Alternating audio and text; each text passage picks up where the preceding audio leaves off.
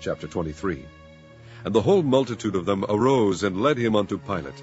And they began to accuse him, saying, We found this fellow perverting the nation, and forbidding to give tribute to Caesar, saying that he himself is Christ a king. And Pilate asked him, saying, Art thou the king of the Jews? And he answered him and said, Thou sayest it. Then said Pilate to the chief priests and to the people, I find no fault in this man. And they were the more fierce, saying, He stirreth up the people, teaching throughout all Jewry, beginning from Galilee to this place.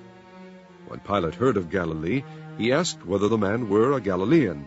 And as soon as he knew that he belonged unto Herod's jurisdiction, he sent him to Herod, who himself also was at Jerusalem at that time. And when Herod saw Jesus, he was exceeding glad, for he was desirous to see him of a long season, because he had heard many things of him, and he hoped to have seen some miracle done by him. Then he questioned with him in many words, but he answered him nothing. And the chief priests and scribes stood and vehemently accused him. And Herod with his men of war set him at naught, and mocked him, and arrayed him in a gorgeous robe, and sent him again to Pilate. And the same day Pilate and Herod were made friends together, for before they were at enmity between themselves. And Pilate, when he had called together the chief priests and the rulers of the people, said unto them, Ye have brought this man unto me, as one that perverteth the people, and behold, I, having examined him before you, have found no fault in this man touching those things whereof ye accuse him. No, nor yet Herod, for I sent you to him, and lo, nothing worthy of death is done unto him. I will therefore chastise him, and release him. For of necessity he must release one unto them at the feast. And they cried out all at once, saying, Away with this man, and release unto us Barabbas, who for a certain sedition made in the city, and for murder, was cast into prison. Pilate therefore, willing to release Jesus, spake again to them. But they cried, saying, Crucify him, crucify him. And he said unto them the third time, Why, what evil hath he done? I have found no cause of death in him. I will therefore chastise him, and let him go. And they were instant with loud voices, requiring that he might be crucified. And the voices of them and of the chief priests prevailed. And Pilate gave sentence that it should be as they required. And he released unto them him that for sedition and murder was cast into prison, whom they had desired. But he delivered Jesus to their will. And as they led him away, they laid hold upon one Simon, a Cyrenian, coming out of the country, and on him they laid the cross, that he might bear it after Jesus. And there followed him a great company of people and of women, which also bewailed and lamented him. But Jesus, turning unto them, said, Daughters of Jerusalem, weep not for me, but weep for yourselves and for your children.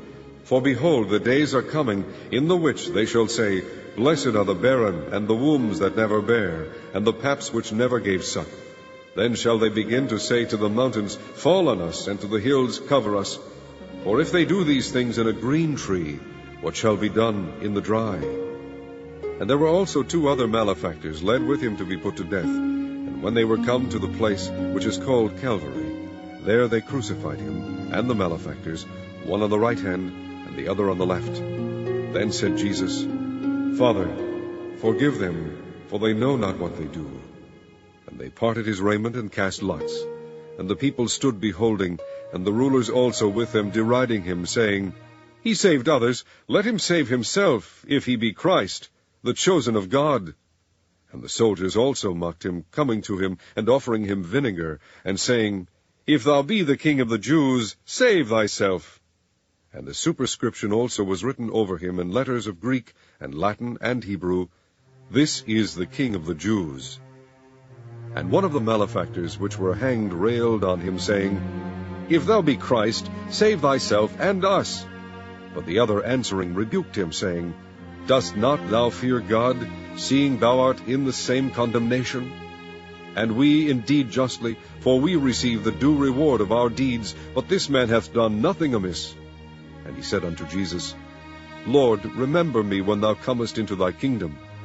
And Jesus said unto him, Verily I say unto thee, today shalt thou be with me in paradise. And it was about the 6th hour, and there was a darkness over all the earth until the 9th hour. And the sun was darkened, and the veil of the temple was rent in the midst.